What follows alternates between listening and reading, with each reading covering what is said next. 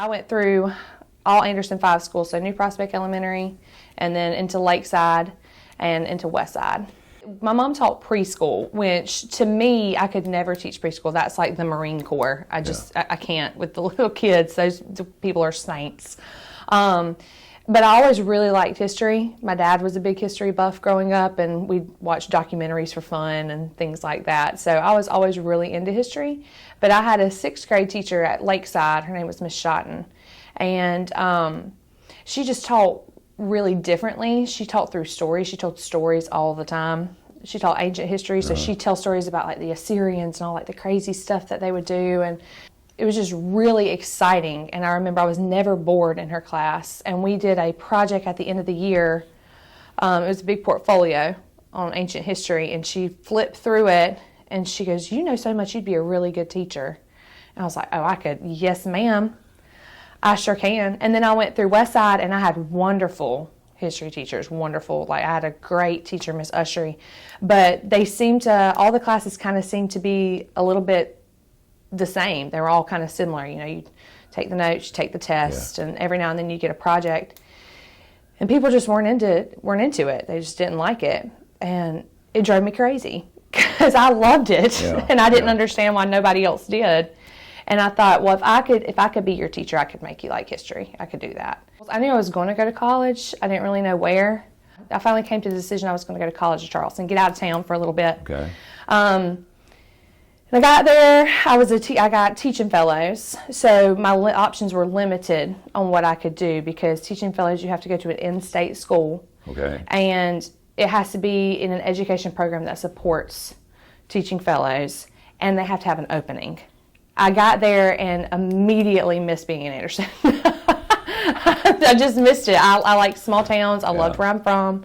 And so I was there for about a little over a semester and came back and transferred to Anderson and got into the Teaching Fellows program there. For those that may not know, tell me a little about that Teaching Fellow. Do you commit to be a teacher? So basically what it is, so it's a program that runs through SARA, which is an educational organization for recruitment and retention of teachers in South Carolina. So they run a bunch of things. They're the ones who do pro team in middle school, where you start developing like social skills and soft skills, or for kids that would potentially be good in the education field. Then they also run the teacher cadet program, which I was in Westside. What is that? It's a college level course, and seniors basically take like intro to education. So it's like education 101. You go through that program, they teach you about like a little bit of lesson planning, how kids learn. You get to do a small like student teaching experience with a teacher. And then if you go into school in college, it counts as a college credit already once you transfer. Teacher Cadet feeds into the Teaching Fellows program. So if you're a teacher cadet, you can, or anybody that's interested in education, you can go through the interview process with Teaching Fellows. And if you're selected, they give you scholarships. I think it was about like $6,000, something like that, a year for 4 years throughout school. And all you have to do is teach in a public school in South Carolina for 4 years. Okay.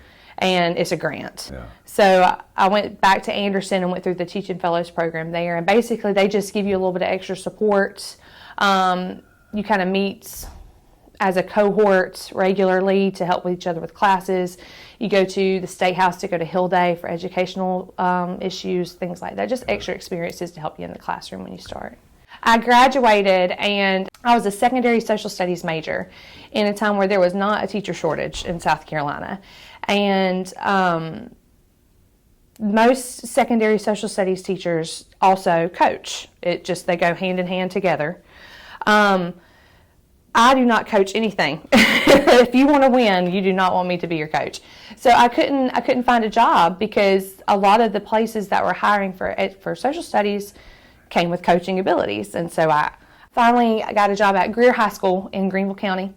I met my husband as I was teaching there. So I met him out and about one night in Anderson. Did firecrackers go off? Yeah, he's a cutie pie. I mean, so when you saw him, there was just something. Oh, yes. I mean, I thought he was cute right off the bat, but I'm also very hard-headed, and everybody, that's not uncommon news for anyone. So he had to ask me out on a date a couple of times before I said yes to go on a date with him. Sorry, Johnny. He lived in Greenville at the time. He picked me up in Anderson and then drove back to Greenville, and we went to eat at the Yard House and listened to a band that was across the street at this place called Louie's. And he dropped me back off, and I saw him every day for the next 6 months. Did you really? I mean, that was it. That was it. So I taught at Greer High School, and they had me teaching. I taught 6 different preps. So as a social studies teacher, you can teach a lot of different things. So I taught psychology, sociology, law education, government, economics, world history. I taught all that. And you had to prepare for each one of those classes every day. Yes. Braden. Yeah, I'd cry all the way home. Come on back.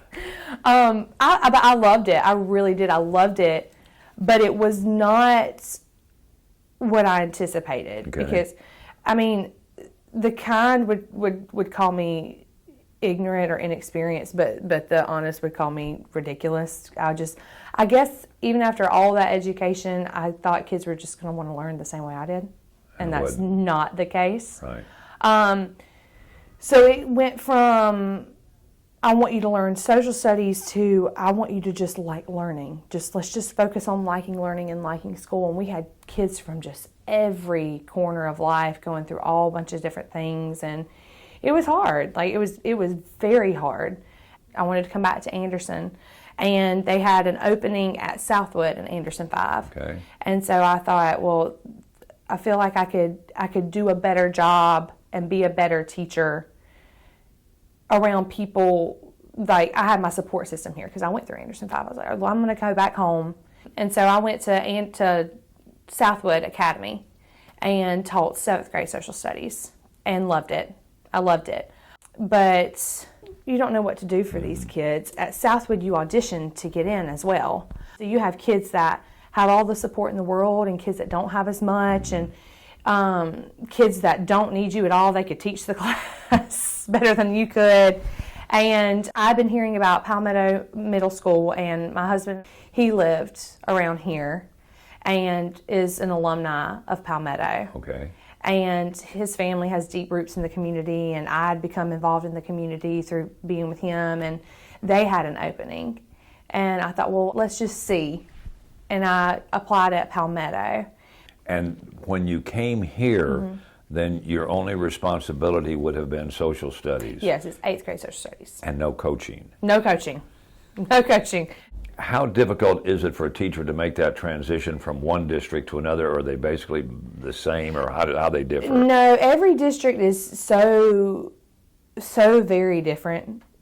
Just because they all run differently, and all principals are different, all superintendents are different. Like, all schools are kind of like living, breathing organisms. So, like,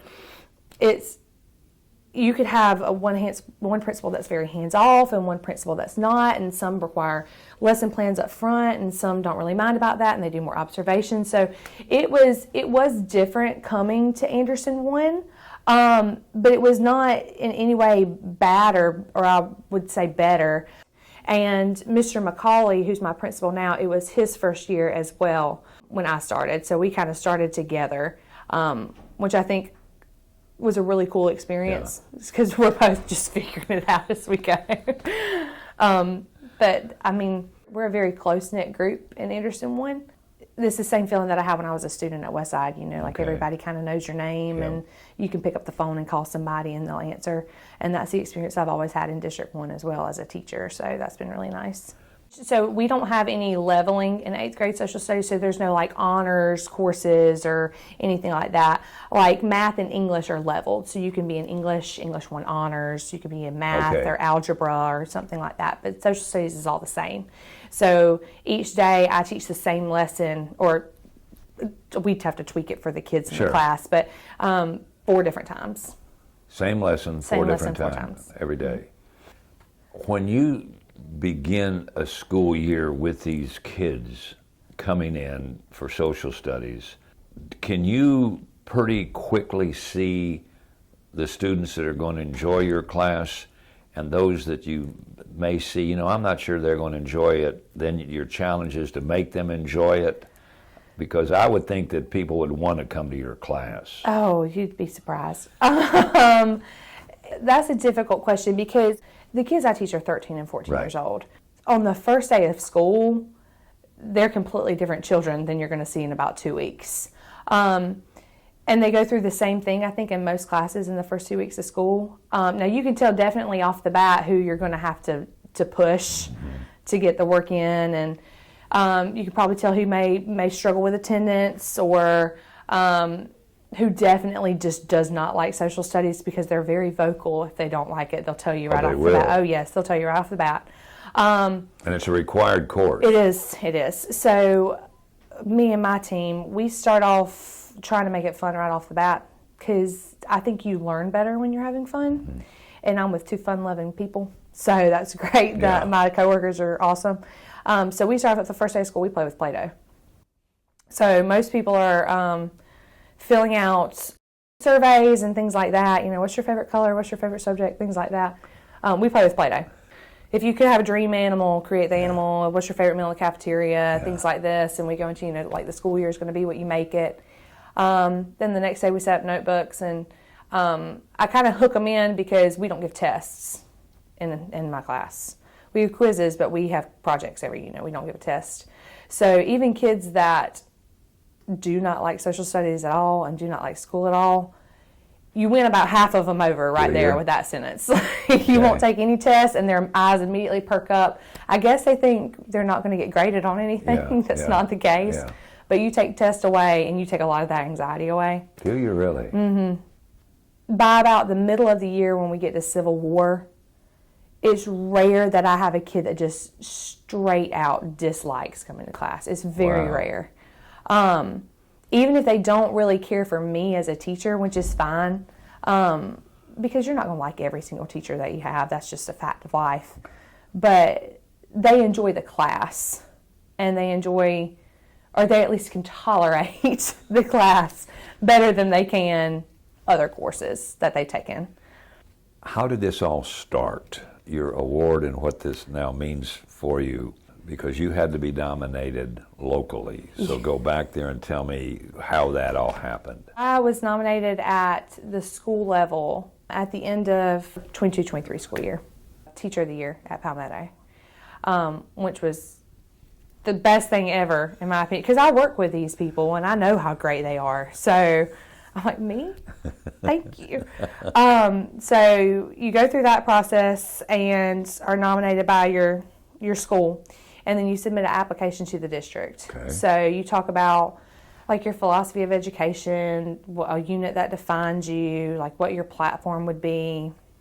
And then the district, I think they have like a panel that selects. And then I found out at our opening ceremony for our district that I'd won District Teacher of the Year, which was like crowning achievement of my whole career. I was like, well, I've reached the top. Nothing can be better than this. And then you go to all the state forums with the other district teachers of the year. I think there's like 77. And meet with them. You do like book studies and forums and things of that nature. And you submit an application for state level, which is really similar. And then they announce that you're a finalist and you have to go give an interview. They come record you teach and from Columbia, and then you go and do like a big round table interview, and they play you on a big screen. Which is horrific. They play you have to watch yourself talk and teach, and they ask you questions and just stuff about public policy and what you think the biggest issues in education are. And the actual video was just about a 5-minute clip. The questions were about 20 minutes just on that video, but the whole interview lasted, I would probably say, about an hour. Really? Mm-hmm. Now, is there any way to prepare for that, or is they just want you to talk from the heart, so to speak? So for the most part, they do. Now, they do give you one question in advance, and they want you to speak on it like for about 3 to 5 minutes. Okay. And that's the only prompt that you get. What did you have to speak on? It was on how to motivate students that lack stick-with-itness, that just aren't motivated to learn or do. And what did you tell them? In the classroom. It worked out well for me, because that was the whole focus of my application, is getting kids to care. Kids right now are in a land of instant gratification, and you want it, it's there immediately. And if it's not in the first 3 Google searches, it just does not exist. Yeah. And COVID played a role in that, because then you had to learn by yourself an answer key. And we're in a culture, especially for a middle school kid, where everything's broadcasted. So if you make a mistake, everybody knows about it. And so it's getting comfortable with making a mistake. So in my class, we say green beans. If you can't say I don't know, you have to say something. So we get you comfortable with making mistakes and being wrong, and then we focus on growth. So that's like you take the quizzes, and if you don't get it, that's fine, we'll retake it. So they get comfortable with failing, because that's just a fact of life. You're going to be bad at stuff, but it doesn't mean you have to stay bad. And then the world doesn't collapse when you make a mistake either. Nobody's going to put you on Facebook or Instagram or whatever it is now. So, what was it like when you realized you had won? Everybody's asking, were you expecting? No, not even the tiniest scrap of me was anticipating that. I think it's just really overwhelming, because there's not really words that you can say for something like that, because this is about as high up as you can go in my career. And for me, I work with teachers every day that I'm like, you're a way better teacher than me. Let me sit in your class and learn how you do. And to have met all the other finalists and all the other district teachers of the year too, and then they picked me, in my head I'm like, why? Why? Once I got over that shock factor, it was more just honored, just really honored and humbled by the whole situation. So South Carolina's State Teacher of the Year program is incredible. They give you $25,000, and they give you a state champion ring from Jostens. Bojangles gives you $2,000. The University of South Carolina gave me a free graduate degree, and the big one is I get a BMW for the year. And what people may not understand is you're putting that BMW to work, because you're not going to teach next year. No, so you leave the classroom. Mm-hmm. And you're leaving the classroom because of another reason. Yes, so I'm having a hopefully healthy baby girl here in about 2.5, 3 weeks. So. And we already got her name. Her name's Harvey May. Mm-hmm. And then after you recuperate from all of that, beginning next school year, real briefly, what do you do for this Department of Education? So you're basically like a roving ambassador for the education system. You're trying to recruit and retain teachers. So I go teaching fellows. I go to speak to teaching fellows groups, teacher cadet groups, teacher forums, school opening ceremonies, training seminars, mentoring programs, all that kind of stuff, to basically encourage people to get in and stay in education. Are you prepared for giving autographs and performing selfies? Not even a little bit.